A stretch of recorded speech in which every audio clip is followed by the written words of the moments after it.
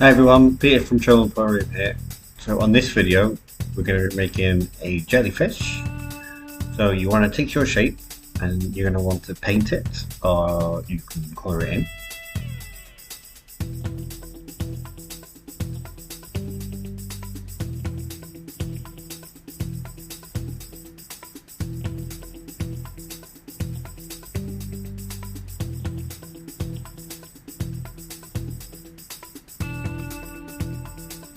So once you've finished painting, you're going to have to make sure you leave it to dry, and then when it's fully dry you can start by putting the wool on it.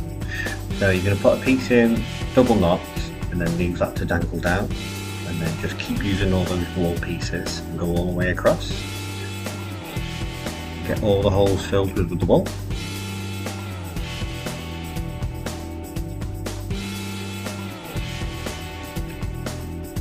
So once you've done that, the next bit is we're going to use some tissue paper.